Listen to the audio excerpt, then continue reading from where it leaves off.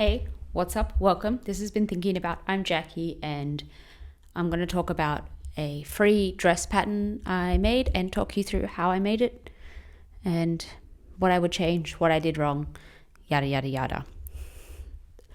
So, to begin with, I'm going to be honest. This dress was a journey for me. Spoiler alert, I already made the dress. This is done in post. The magic of movies, am I right? But the dress was a bit of a challenge for me, and I ended up with a dress that I am happy with, but I really struggled as to whether or not I should actually upload this and do this whole process, because I was kind of embarrassed that I stuffed it up a few times. But then I thought, well, it's important to see that things don't always work out and that you can change and adjust. And as I try and tell myself a lot, sewing should be fun. Sewing is a learning experience. So if nothing else, we'll all learn together. That being said, it is still a tutorial. You can still follow it along. Like, I'm still telling you what to do. Just don't do what I did. That in certain parts. But anyway, sorry. So that's my disclaimer. And at the end, I'll talk more about what I did and what I would change and my learnings or whatever. So let's start off with what you'll need. So the free dress pattern I used is the Trapeze Dress from the Fabric Store. The Fabric Store is, I think, an American website that provides a few different free patterns, and it also actually has blogs that you can follow along of how to do the pattern. So that's what I used. So I needed the pattern. I needed my fabric. So you need your pattern, you need a fabric. You'll need a non-stretch fabric.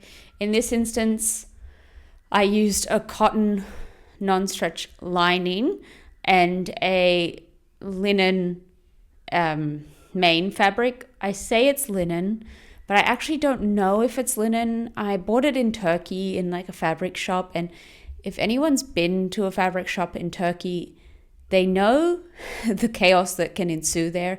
And this fabric was in the location of linen, but having gotten it and made things with it, I just don't know if it is. Anyway, so that does not matter. Let's call it linen. So you don't need a lining fabric. The tutorial actually doesn't ask for a lining fabric, but I used a lining fabric because my main fabric's too thin.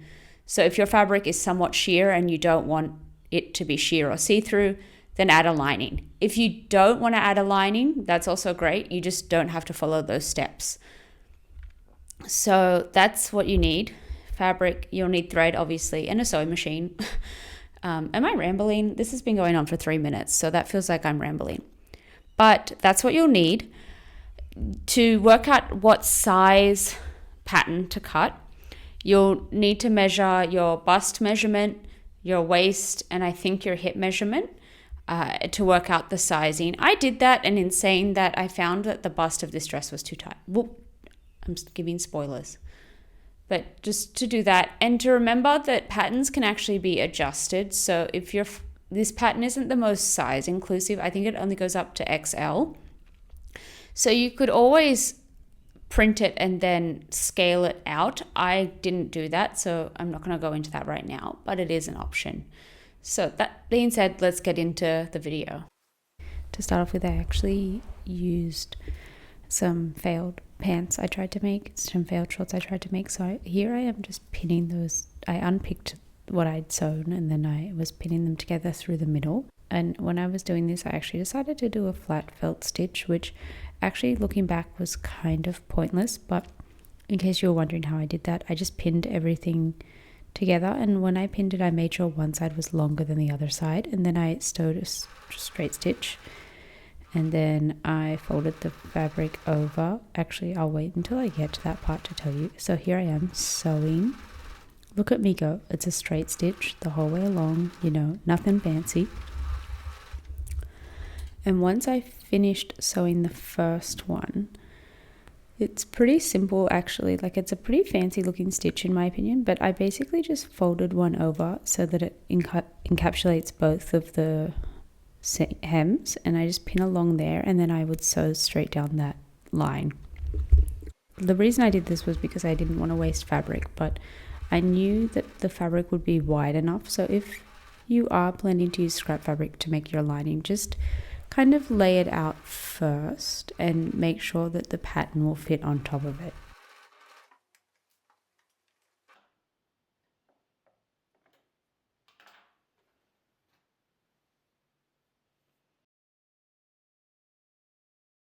Once I had that, I got my lining fabric, I folded it in half, in theory good sides facing, but this was white fabric, the whole thing looked the same. So I folded it in half, and on the folded side I put the folded part of the pattern, and I just pinned it on there.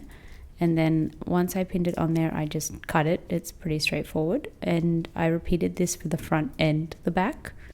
Also, this pattern actually had pockets, and controversially I decided not to make the pockets. I wasn't 100% sure I had enough fabric to do it, and to be honest with you, even though it's nice if a dress does have pockets, I actually find that I very rarely use those pockets because it kind of just like pulls on one side. Anyway, I guess that's me buying into the patriarchy. I'm really sorry. So I pinned everything just to make sure it was, lining up correctly. I didn't do anything crazy. And then I remembered that I was meant to make the back opening. So I measured down 10 centimeters and I just put a pin there so I knew that length. You can make this length longer or shorter than that, but you just need to be able to make sure that the fabric will fit over your head because it's a non-stretch fabric. So if you make it too short, you won't be able to get it over your head, but you can always just cut further down if that's the case. It's not a really big deal. It just means you have to go back and do more work. So once I did that, I then actually used my zipper stitch to sew along the end of it just to prevent it from fraying. And you can see me doing that here and trying to show you and failing. Then I laid my fabric back on top of each other, good sides facing, and I pinned it at the shoulders. That's where I started the sewing journey, was the shoulders. So I just pinned them and then I just sewed with the straight stitch along them.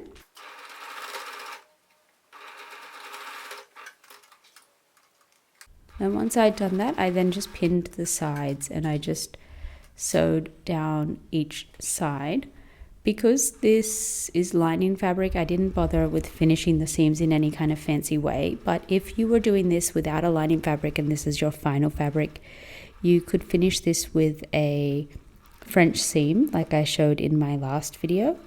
Or you could use the zigzag stitch to sew along that side. I'm just going to jump in here because I'm going to show you the order at which I did these steps. However, I did them in the wrong order. So what you should do is at this point with your lining fabric or if you're doing a test fabric, this is the point at which you should try it on and make adjustments. I didn't do that. I cut my main fabric straight away. And then after doing that, I realized that it was too tight on the neckline, the chest, and under the arms. And later on, I decided that it was too wide. So there was actually a lot of adjustments that added a lot of time to this for me because I was lazy and I didn't do that step. So don't do what Jackie did. Try the dress on now and make the adjustments that you'll need to make. Let's get back into what I did first. Let's just watch a speed run. Maybe it's playing on the screen right now. I don't know what I'm going to do in editing, but let's speed run me cutting the main fabric and then we'll get into the adjustments I made.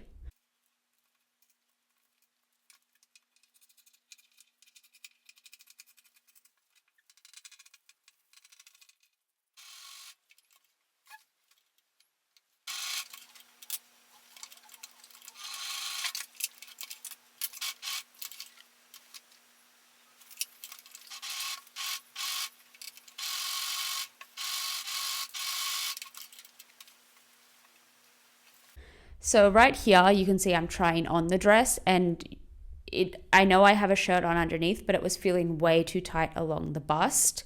And the neckline felt quite high. So what I did was originally was because I had that shirt on underneath, you'll notice with most cotton shirts, you'll have the band and then another like the main fabric. So I just felt along where that main fabric was, and I used some fabric chalk just to make some markings there, knowing that that is roughly how I want this dress to sit. I want it to sit kind of flat on my collarbone. So that's what I did because I had the shirt on underneath. And I unpicked the armholes so to the point at which they fit my side. So that's what I did. And let's get back into me doing that. Also, at this stage, I actually didn't cut the neckline yet because I was delusional. And I thought, well, if I just sew along that line, it'll fit me fine. But the neck itself was a bit too narrow. So you'll see me here putting both pieces of dress together, like the liner and the main fabric, good sides facing, and sewing around the neckline, and then making some small cuts to loosen up the tension of the neckline. I ended up having to unpick all of this and readjusting my neckline because I was wrong. So that's that. With this room, I didn't think about how bright the light would be behind my sewing machine. So apologies for the difficulty to see in this. Fun fact for you, the next scene, it'll be too dark. So, we live and we learn. But I just went along this seam with a straight stitch, the usual, the classic, the if it ain't broke, don't fix it stitch. And once I'd sewn this, I actually made some small cuts along the neckline just above the seam. This releases the tension on the neckline, so it allows it to sit a lot flatter than if you don't do this. This is something I didn't believe in at first, and then did it and realized there was a great difference. And here you can see me trying it on and deciding everything's too high, too tight. So I actually decided to pull everything up, and from there I decided to redo the pattern. So what I did was I made markings with the pins, and then I kind of just marked those on this tracing paper. And from there, I marked also the current ends of the sleeve so I can lay this properly on the dress when I decide to cut it. Then from there, folded the paper in half, and I kind of just made the neckline. An option here, if you're not confident in making these yourself, is you could take the existing pattern and kind of shift them down to that level just to get the curve right, but not copying the neckline exactly. Otherwise, you're going to have the same problem again, but just the end where it curves. And then I went around and I added the 2 centimeters of seam allowance, and I kind of just drew along those lines so I could see them quite clearly. From there, I folded my dress in half and laid the kind of makeshift pattern I'd made. I just placed that on top of it, and I just pinned everything in place so nothing slipped. And then when I was confident, I just cut along that pattern I had just made.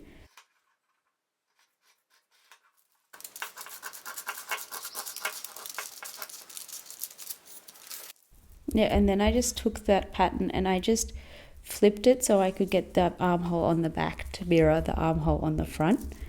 And so I just aligned that and I just cut along that line. And then I copied that for the lining, and then I pinned it and I sewed it the same way I did the first time. And here you can see me doing the armhole. So what I do is I put the dress the right side out, and then I put my hand through the 2 linings. I grab from the middle seam and I pin that. And then I just pin along the whole one side as far as I can get it. And then I repeat that on the other side. This can be a little bit difficult. Don't worry about it. It can be really finicky. Sometimes there's quite a large amount of fabric on one side. Just take it slowly, and if you get confused, you can always sew a bit, flip it so it's the right way out, and see what you're doing, where you are, and what you still need to do. And once I pinned it, I just sewed one side, backstitched, cut the thread, and then sewed the other side until I could get all the way to the middle. I don't think I made it the whole way to the middle. You can hand stitch the last bit of it, but because I was gonna do this understitch, I decided just to leave it. Okay, and so what I did was, as I said, I understitched it, which means that I went around the whole neckline and both arm holes just as close to the edge as possible. This stitch will just make it lay a little bit flatter and make sure that the lining kind of doesn't.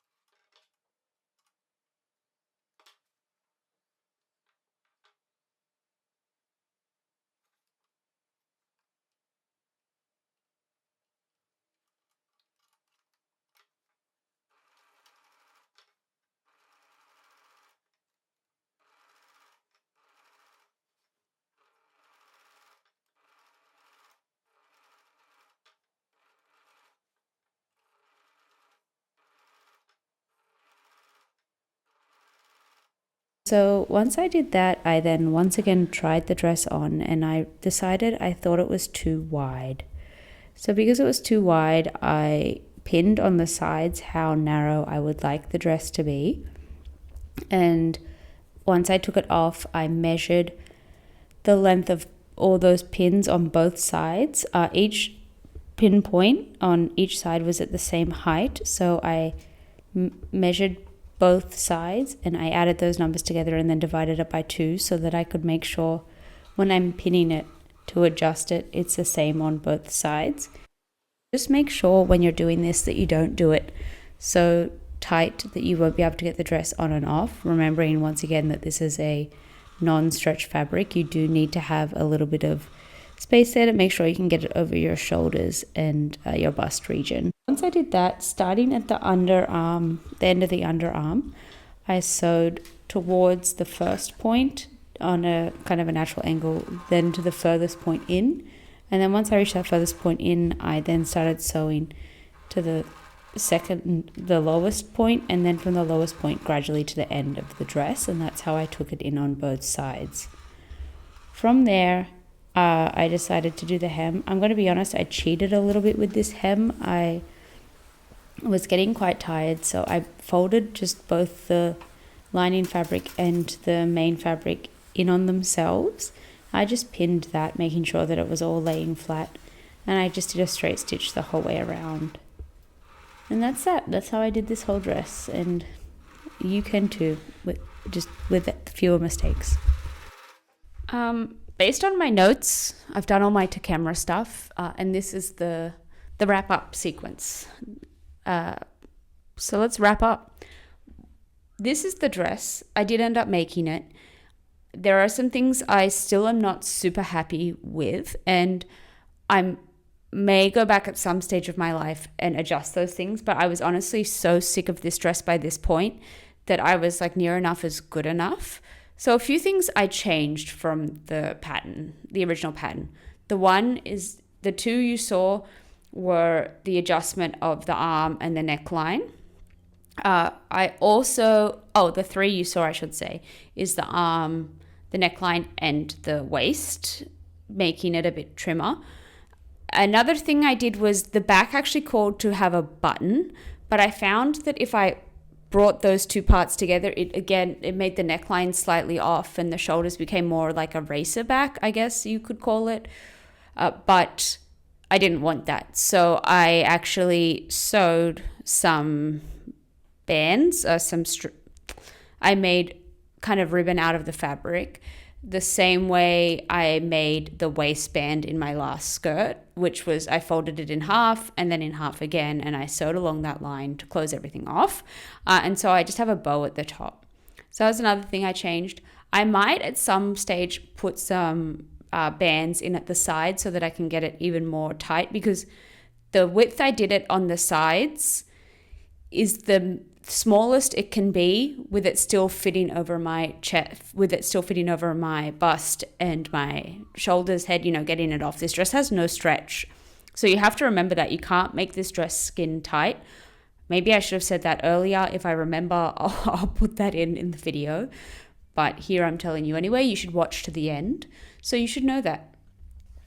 But so those are the things I changed. Here's the thing. This pattern is free and beggars can't be choosers. And I should, it's great to have free patterns. And I really love that the Fabric Shop and other places like Peppermint Magazine provide free resources for people. That's such an amazing asset that they're giving away for free. So I really commend them for that. With this dress in particular, though, there was some adjustments, and it was to a point at which it wasn't purely my mistakes, because I did make mistakes, and I will admit that. But I also read in the comments another person complained about how tight the bust was.